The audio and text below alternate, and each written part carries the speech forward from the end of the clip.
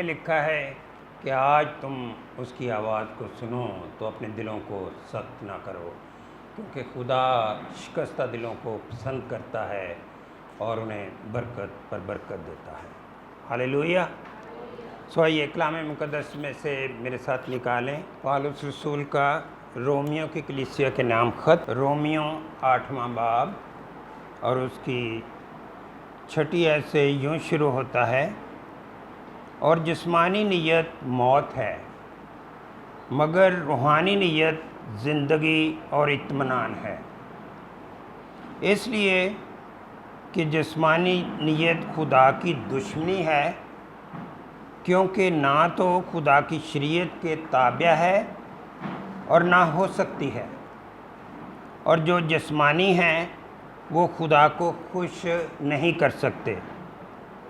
9ویں آیت بھی پڑھوں گا: لیکن تم جسمانی نہیں بلکہ روحانی ہو، بشرطے کہ خدا کا روح تم میں بسا ہوا ہے۔ مگر جس میں مسیح کا روح نہیں وہ اس کا نہیں۔ خدا کے کلام کے پڑھے سنے جانے پر خدا کی بڑی برکت ہو۔ آئیے دعا کریں۔ خدا پاک خدا، تیرا شکر کرتے ہیں آج کے دن کے لیے کہ تو نے اپنے بندہ کو کلام کی خدمت کے لیے مخصوص کیا۔ آج تو اپنے بندہ کو پاک روح کی رہنمائی میں کلام سنانے کا، کلام کو بیان کرنے کا بھاری فضل بخش دینا، اور آج کا کلام ایک ایک روح بدن جان کے لیے برکت کا باعث ہو۔ آج زندگیاں تیرے کلام سے سیر ہوں، آسودہ ہوں، بابرکت بن کر دوسروں کے لیے بھی برکت کا باعث ہوں۔ اے پاک روح، یسوع کے روح، یسوع کو جلال دینے کے لیے اپنے بندہ کو اپنے جلال کے لیے استعمال کر، مسیح ہمارے خدا کے وسیلے سے، آمین۔ آج کے میسج کا عنوان ہے نیت۔ جو حوالہ میں نے آپ کے سامنے پڑھا ہے رومیو 8 باب 6 سے 8ویں آیت، اس میں یہی لکھا ہے کہ جسمانی نیت جو ہے وہ کیا پیدا کرتی ہے؟ موت پیدا کرتی ہے، اور روحانی نیت جو ہے وہ زندگی اور اطمینان کی راہ ہے۔ آئیے کلام کی روشنی میں ہم دیکھتے ہیں، یہ ایک بھید کی بات ہے، ایک راز کی بات ہے، اور یہ راز خداوند کا کلام کھولتا ہے۔ کلام حق ہمارے لیے آئینہ حیات ہے، اور اگر ہم اس کو گہرے طور پر جان کر اس کے مطابق اپنی زندگیوں کو بسر کریں، اپنی زندگیوں کو گزاریں، تو وہ زندگی ایک کامیاب اور غالب زندگی ہوگی۔ ہاللیلویہ۔ آج کلام کی روشنی میں انسانی جبلت کے بارے میں ہم دیکھیں گے۔ انسانی جبلتیں انسان کے اندر چھپی ہوتی ہیں، وہ پنہاں ہوتی ہیں، اور جب وہ اس کا استعمال کرتا ہے، اس کو آپریٹ کرتا ہے، اس پر عمل پیرا ہوتا ہے، تو پھر وہ اس کے کردار سے اور اس کی باڈی لینگویج سے ہم پر عیاں ہوتی ہیں کہ کون کیسا ہے، اور وہ پھر ہم اس کے بارے میں کوئی نہ کوئی فیصلہ کر سکتے ہیں کہ فلاں شخص کیسا ہے۔ لفظ جبلت جو ہے اس کا مطلب ہے سرشت، یعنی فطرت، یعنی نیچر، اور اصلی یا حقیقی طبیعت آپ کہہ سکتے ہیں۔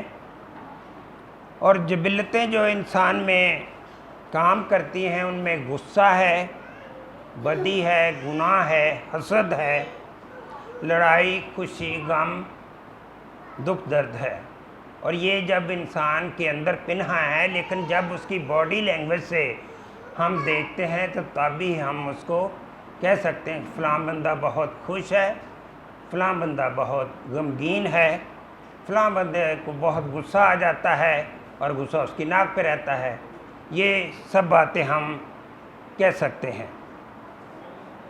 آج ہم انسانی جبلت نیت کے بارے میں بات کریں گے اور کلام کی روشنی میں مختلف کلام کے نمونوں سے اور مثالوں سے اس کو واضح کریں گے۔ لفظ نیت کا مطلب ہے دلی ارادہ یا دلی منشا یا دلی مرضی کہہ سکتے ہیں، اور اس کا مطلب منصوبہ ہو سکتا ہے، عہد ہو سکتا ہے، خیال یا دھیان بھی ہو سکتا ہے۔ کہتے ہیں کہ نیت بامراد تو مراد اچھی ہوگی، اور اگر بد نیت ہوگی تو اس کی امید بھی نامراد ہوگی۔ جیسی نیت ویسی مراد، یہ کہاوت ہے۔ نیت کی اگر ہم تعریف کریں تو نیت بخیر ہونا، کسی کار خیر کا دلی طور پر ارادہ کرنا ہے اور اچھی نیت سے، اچھے خیال سے اس ارادے کو پورا کرنا ہے، اس پر کام کرنا ہے۔ تو یہ ہے نیت کی تعریف۔ اور نیت جو ہے دو طرح کی ہوتی ہے، ایک ہے نیک نیتی اور ایک ہے بد نیتی۔ بد نیتی جو ہے وہ ہے ڈاواڈول، اس پہ کوئی بھی ڈپینڈ نہیں کر سکتا، لیکن اگر کوئی اچھی نیت سے آگے بڑھے گا تو وہ کامیابی حاصل کرے گا، سرفرازی حاصل کرے گا۔ جو متن میں نے پڑھا ہے، جسمانی نیت موت ہے اور روحانی نیت زندگی اور اطمینان کی راہ ہے۔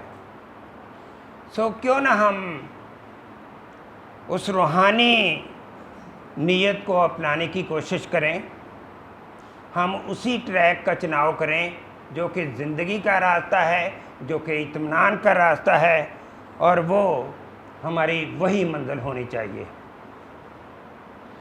جسمانی نیت خدا سے دشمنی ہے، ٹھیک ہے، کیونکہ نہ تو ہم اس کے ساتھ رفاقت رکھ سکتے ہیں، کیونکہ ہمارے خیالات فرق ہیں، ہمارا ارادہ فرق ہے، لیکن نہ ہی وہ شریعت کے مطابق ہے، کیونکہ ہم شریعت کی بھی تابع فرمانی نہیں کر رہے۔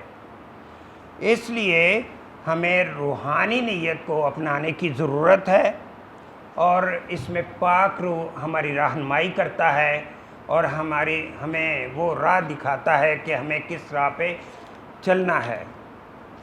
بے شک بعض لوگ جسمانی رغبتوں میں جکڑے ہوئے ہیں، اس کے اسیر ہیں، اور ان سے پیچھا چھڑانے کی تو بہت کوشش کرتے ہیں، لیکن اس چنگل سے انہیں رہائی نہیں ملتی جب تک وہ خدا ان کے پاس نہ آ جائے۔ دعا ایک ایسی کنجی ہے جو آسمانوں کو کھول دیتی ہے، اور یہ جبلتیں اور یہ رغبتیں انسان پر غالب ہوتی ہیں، اور یہ ایسے ہی ہے جیسے کہ کسی انسان کو کوئی کمزوری ہے، کوئی بیماری ہے، اور یہ بھی ساتھ ساتھ چلتی ہیں یہی رغبتیں۔ تو اس کے لیے آزادی حاصل کرنا ممکن ہے۔ آزادی حاصل کرنا کیا ہے؟ ممکن ہے۔ کیسے؟ یعقوب رسول، مسیح خداوند کا بھائی، وہ اس کا حل ہمیں بتاتے ہیں کہ کلیسیا کے بزرگوں کو اپنے پاس بلاؤ، اپنے گھر میں اتارو۔ اگر ہم یعقوب 5واں باب اور اس کی 13ویں آیت میں پڑھیں تو لکھا ہے، اگر تم میں کوئی مصیبت زدہ ہو تو دعا کرے، اگر خوش ہو تو حمد کے گیت گائے، اور اگر تم میں کوئی بیمار ہو تو کلیسیا کے بزرگوں کو بلائے اور خدا کے نام سے اس کو تیل مل کر اس کے لیے دعا کریں۔ کون؟ بزرگ، پاسٹر صاحبان، خداوند کے لوگ، خداوند کے چنیدہ لوگ۔ اور جو دعا ایمان کے ساتھ ہوگی اس کے باعث بیمار بچ جائے گا اور خداوند اسے اٹھا کھڑا کرے گا، اور اگر اس نے گناہ کیے ہوں تو ان کی بھی معافی ہو جائے گی۔ ہاللیلویہ۔ یعقوب رسول ہمیں اس کی راہ دکھاتے ہیں۔ ہمیں ایسا کرنے کی اشد ضرورت ہے۔ کئی گھرانے اس اصول کو اپنائے ہوئے ہیں، اور ہماری کلیسیا میں بھی اکثر ایسا ہوتا ہے۔ اگر کوئی خاندان مشکل میں ہو تو وہ پاسٹر صاحبان کو اپنے گھر میں بلاتے ہیں، 1 دن 2 دن ان کے ہاں پرستش اور کلام کی خدمت کی جاتی ہے، تو وہ گواہی دیتے ہیں کہ خداوند نے ہمیں اس سے رہائی بخش دی ہے۔ ہاللیلویہ۔ ہمیں روحانی ریلم میں زندگی گزارنے کی ضرورت ہے، اور جب ہم نیک نیتی سے یہ کام کرتے ہیں تو ہماری جو نیت ہے وہ ہماری زندگیوں سے، ہمارے کردار سے، ہماری گفتگو سے عیاں نظر آتی ہے۔ آپ خداوند میں چلتے ہیں، اس کے ساتھ وقت بتاتے ہیں، اس کے ساتھ وقت گزارتے ہیں، اور اپنا رشتہ خداوند کے ساتھ مضبوط کرتے ہیں اور اس میں مسرور رہتے ہیں، تو آپ کی روحانی نیت دن بدن بڑھتی جاتی ہے۔ آپ نیک نیتی سے خداوند کے ساتھ چلتے رہتے ہیں، اسی ٹریک پہ چلتے رہتے ہیں، اور وہ ٹریک جو ہے کامیابی کا ٹریک ہے۔ اور پھر جب خداوند کے ساتھ آپ کا رشتہ مضبوط ہو جاتا ہے، خداوند کے ساتھ آپ وقت گزارتے ہیں، تو آپ اس میں مسرور رہتے ہیں، اس کی حمد کے گیت گاتے ہیں، اس کی عبادت کرتے ہیں۔ اور خداوند کے کلام میں لکھا ہے، اور تم اس کی عبادت کرنا، تب میں تیرے روٹی اور پانی پر برکت بخشوں گا، اور تیرے بیچ سے ہر قسم کی بیماری کو دور کر دوں گا۔ خداوند کے وعدے سچے ہیں اور سب ہاں کے ساتھ ہیں۔ خدا کا اتم مقصد انسان کو بنانے کا یہی تھا کہ وہ اس کے ساتھ رفاقت رکھے اور اس کی حمد کرے۔ یسایہ 40 باب میں یہی لکھا ہے کہ میں نے ان لوگوں کو اپنی حمد کرنے کے لیے بنایا۔ ہمیں اس کی حمد کرنی ہے، اس کی ستائش کرنی ہے، اس کی پرستش کرنی ہے، اور جب ہم اس کی ستائش اور اس کی پرستش کرتے ہیں تو ہم غالب زندگی بسر کرتے ہیں۔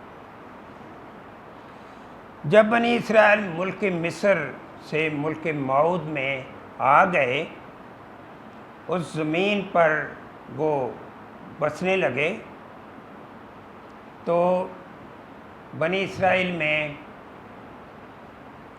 وہی پرانی اولڈ سن نیچر تھی، اور وہ کہتے ہیں کہ معاشرے کا رنگ ضرور چڑھ جاتا ہے، کیونکہ وہ ملک مصر میں رہتے تھے، وہ لوگ بتوں کی پوجا کرتے تھے، اور اس وجہ سے بنی اسرائیل قوم میں بھی یہ تھا کہ وہ دوسرے دیوتاؤں کی پوجا بھی کرتے تھے، دیکھا دیکھی۔ تو جب وہ وعدے کی زمین پر آ گئے تو یشوع نے بے باک اور باشگاف طور پر بنی اسرائیل قوم کو کہا کہ تم آج چناؤ کر لو، تم آج فیصلہ کر لو۔ ایک بہت اچھا گیت اسی آیت پہ لکھا گیا ہے، فیصلہ کر لو تم کس کی پرستش کرو گے۔ تو یشوع 24 باب اس کی 14 آیت میں لکھا ہے، پس اب تم خداوند کا خوف رکھو اور نیک نیتی اور صداقت سے اس کی پرستش کرو۔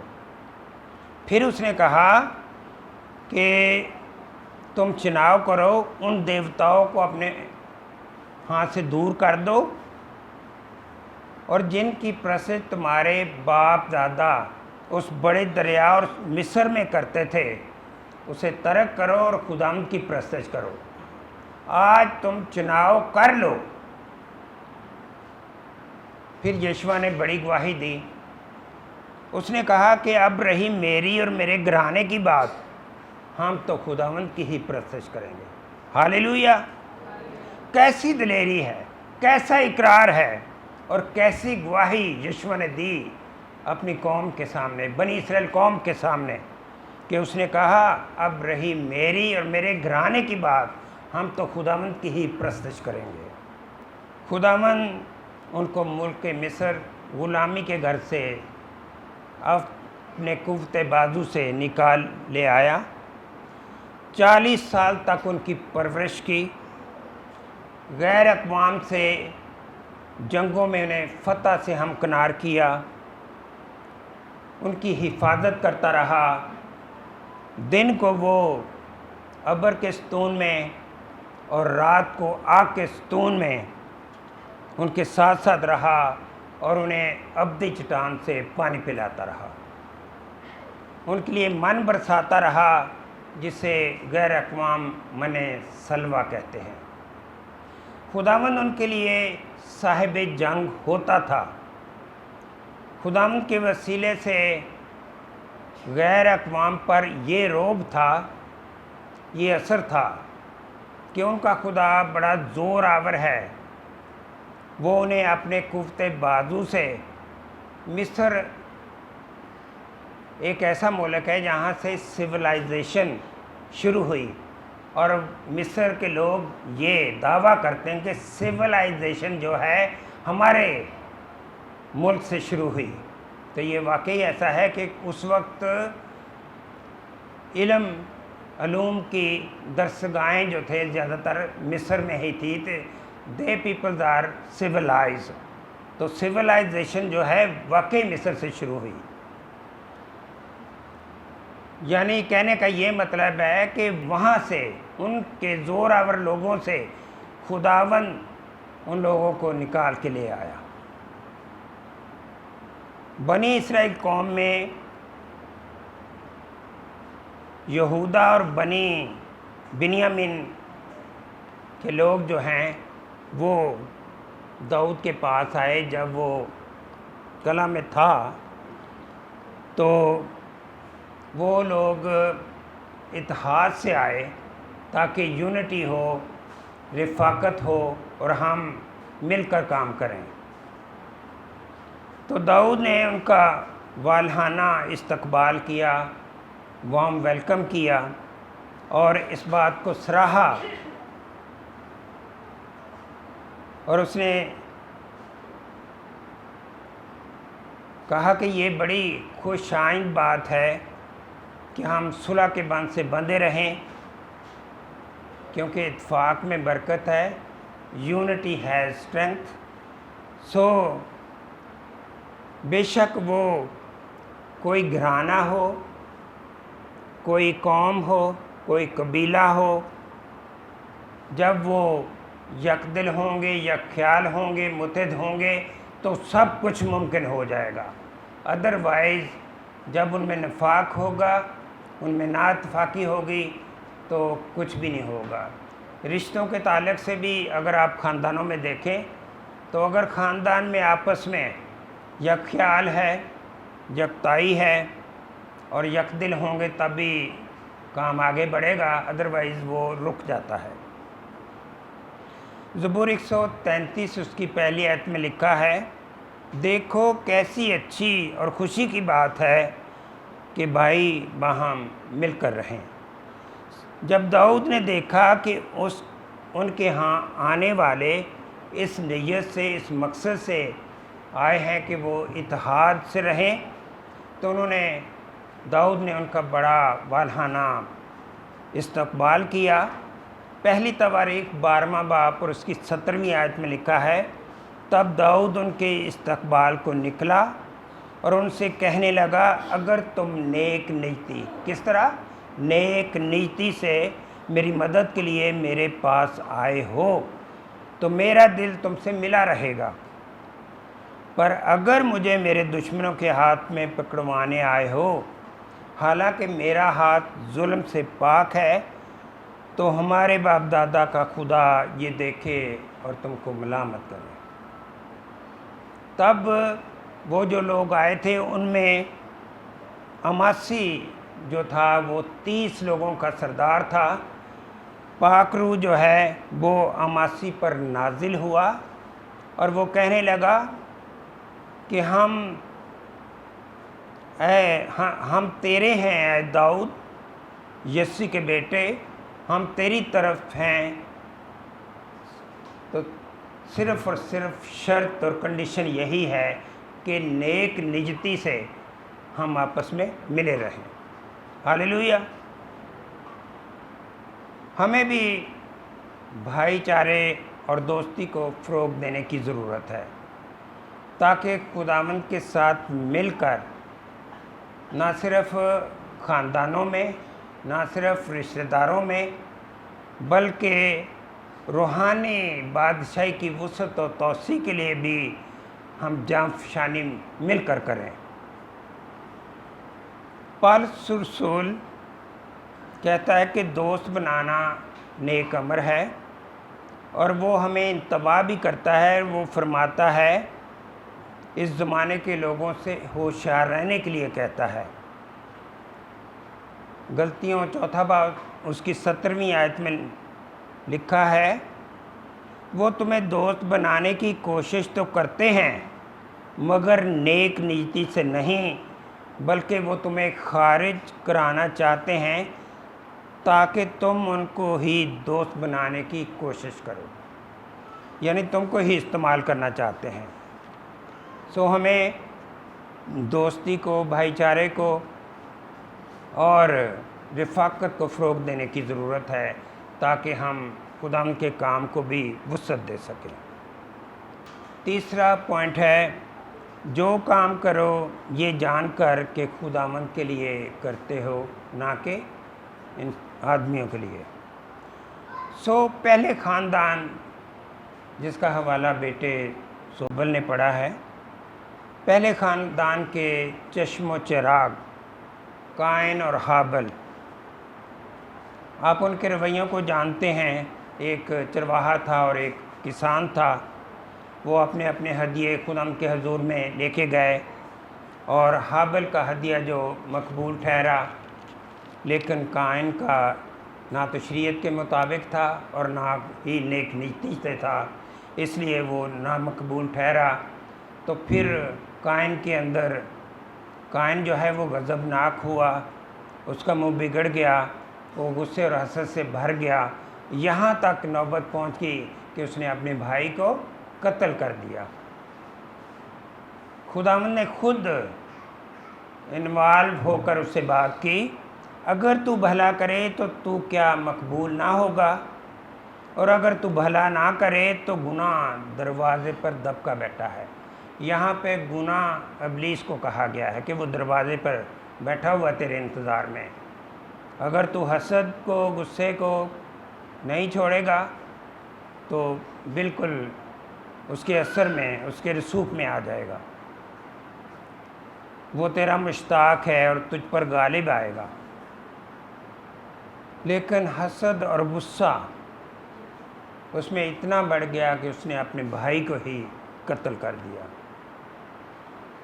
ज़िम्मेदारी और नेक नीति से अगर वो दोनों भाई, जो शरीयत उनके पेरेंट्स ने उन्हें सिखाई थी, उसके मुताबिक अपने हदिये सिलेक्ट करते और खुदावंद के हजूर में लेके जाते तो दोनों के मकबूल ठहरते और ये नौबत ना आती। लेकिन फिर भी मकबूलियत और बुलाहट खुदावंद की ही तरफ से है, क्योंकि उसकी इलाही कुदरत ने वो सब चीज़ें जो ज़िंदगी और दीनदारी से मुतल्लिक़ हैं हमें उसकी पहचान के वसीले से अनायत की, जिसने हमको अपने ख़ास जलाल और नेकी के ज़रिए से बुलाया। दूसरा पत्रस पहला बाब उसकी 3 आयत। खिदमत एक मुक़द्दस फ़रीज़ा है और ये एक मुक़द्दस बुलावा भी है। खिदमत गुज़ारों की इज़्ज़त और तौक़ीर करना हम सब पर लाजिम है, और कलाम में ये लिखा है कि खिदमत गुज़ार यानी पासबान जो हैं 2 चंद इज़्ज़त के लायक समझे जाएं। کیوں؟ کیونکہ وہ ہمارے لیے جاگتے ہیں، ہمارے لیے دعا کرتے ہیں، ہمارے لیے رکھنے میں کھڑے ہوتے ہیں۔ عبرانیوں 13 باب اس کی 17 آیت میں لکھا ہے، اپنے پیشواؤں کے فرمانبردار اور تابع رہو، کیونکہ وہ تمہاری روحوں کے فائدے کے لیے ان کی طرح جاگتے رہتے ہیں جنہیں حساب دینا پڑے گا، تاکہ وہ خوشی سے یہ کام کریں نہ کہ رنج سے، کیونکہ اس صورت میں تمہیں کچھ فائدہ نہیں ہوگا۔ بلاہٹ اور خدمت خدا کی طرف سے ہی ملتی ہے۔ جو اس دور میں بھی خدمت کا دعویٰ کرتا ہے، اس دور میں جو دور حاضرہ کہتے ہیں، لیکن خدمت کا توڑا اس میں چمکتا نظر نہیں آتا، وہ نہ ہی ان کے پھلوں سے ہم اسے پہچان سکتے ہیں، نہ ہی اس میں کوئی تبدیلی آتی ہے، اور نہ ہی کلیسیا میں اس کی خدمت نظر آتی ہے۔ لیکن جو خدمت خدا کی طرف سے ملتی ہے، جو بلاوا خداوند کی طرف سے آتا ہے، جو چناؤ خدا کرتا ہے، وہ خدمت مؤثر اور پراسپر ہوتی ہے۔ جب یہوہ خدا ہارون کی خدمت کے تعلق سے اور اس کے انتخاب کے تعلق سے اس نے اپنے خادم ہارون،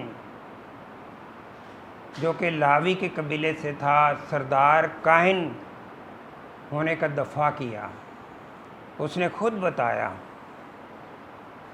اس کے لیے ایک معجزانہ انتخاب ہم کلام مقدس میں پڑھتے ہیں، گنتی 17 باب میں، جب دوسرے قبیلوں نے کہا کیا ہارون ہی خدمت کر سکتا، ہم نہیں کر سکتے، تو خدا نے ان سے کہا کہ ٹھیک ہے، ہر قبیلے سے ان کے سردار کی ایک ایک لاٹھی جو ہے وہ لے کے آؤ، اور اس پر اس قبیلے کے سردار کا نام لکھو۔ اور ہارون لاوی کے قبیلے کی نمائندگی کرتے تھے، اور اس کا نام اس کی لاٹھی پہ لکھا گیا، اور خدا نے موسیٰ سے کہا کہ تو اسے شہادت کے صندوق کے سامنے رکھ دے، اور ان لاٹھیوں کو نام لکھ کے موسیٰ نے شہادت کے صندوق کے سامنے رکھ دیا۔ اور پھر ہم دیکھتے ہیں کہ اس کا انتخاب ایک معجزانہ انتخاب تھا۔ گنتی 17:8 میں لکھا ہے، موسیٰ نے ان 12 لاٹھیوں کو شہادت کے صندوق کے پاس رکھا تھا، اور جب دوسرے دن ان کو دیکھا تو ہارون کی لاٹھی میں جو لاوی کے خاندان کے نام کی تھی، کلیاں پھوٹی ہوئی تھی، شگوفے کھلے ہوئے تھے، اور پکے بادام لگے ہوئے تھے۔ ہاللیلویہ! خداوند خدمت کو ظاہر کرتا ہے، اور اس کی خدمت کو اسی کی زندگی میں اور اسی کی کلیسیا میں ظاہر کرتا ہے۔ موسیٰ ان لاٹھیوں کو لے کر بنی اسرائیل کے سامنے گیا، دیکھو بھائی ہارون کی لاٹھی کو بھی، اور انہوں نے دیکھا اور اپنی اپنی لاٹھی اٹھا لی کہ اس میں تو کچھ بھی نہیں لگا ہوا، تو ہماری خدمت نہیں ہے۔ خدا نے موسیٰ سے کہا، ہارون کی لاٹھی شہادت کے صندوق کے سامنے دھر دے، رکھ دے، تاکہ فتنہ انگیزوں کے لیے نشان کے طور پر رکھی جائے، تاکہ وہ دوبارہ یہ شکایتیں نہ کریں۔ خدا باپ بذریعہ معجزانہ انتخاب لاوی کے قبیلے کے خادم ہارون کا بطور سردار کاہن کا دفاع کرتا ہے۔ آج بھی روحانی قیادت جو ہے وہ کچھ لوگ خود سے انتخاب کرتے ہیں، لیکن جب خداوند کی طرف سے اس کا چناؤ ہوتا ہے تو جس طرح ہارون کی لاٹھی کو کلیاں لگیں، شگوفے کھلے اور پکے بادام لگے، اسی طرح ایک خادم کی جو خداوند کی طرف سے آتا ہے اس کی خدمت مؤثر ہوتی ہے۔ شہادت کے صندوق میں 3 چیزیں پڑی ہیں: من سے بھرا ہوا سونے کا مرتبان، عہد کی تختیاں یعنی 10 احکام کی تختیاں، اور ہارون کا پھولا پھلا ہوا عصا پڑا ہوا ہے۔ یہ اس بات کی علامت ہے، اس بات کا نشان ہے کہ روحانی خدمت ابھی بھی جاری و ساری ہے۔ جس طرح جوشوا جنریشن میں ایک خادم جاتا ہے اور دوسرا اس کی جگہ لے لیتا ہے، تمام خدام کو چاہیے کہ وہ اپنے لیے اپنا نائب تیار کریں، تاکہ جس طرح ایلیہ نے الیشا کو اور موسیٰ نے یشوع کو تیار کیا، اسی طرح خدمت کا کام جاری و ساری رہے۔ بے شک خداوند چنتا ہے۔ اگر ہم دونویں مثال لیں تو جب آرمی چیف تبدیل ہوتا ہے تو وہ اپنا حصہ دوسرے آنے والے آرمی چیف کو دیتا ہے تاکہ وہ خدمت جو ہے جاری و ساری رہے۔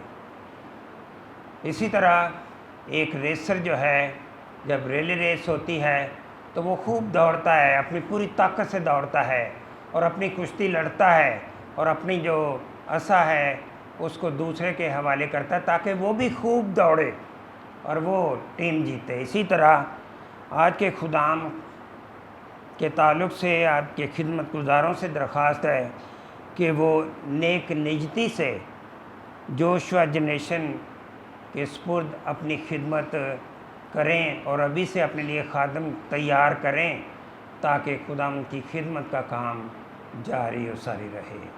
خداوند مجھے، تمام خدام کو اور تمام ایمانداروں کو ایسا کرنے کی توفیق۔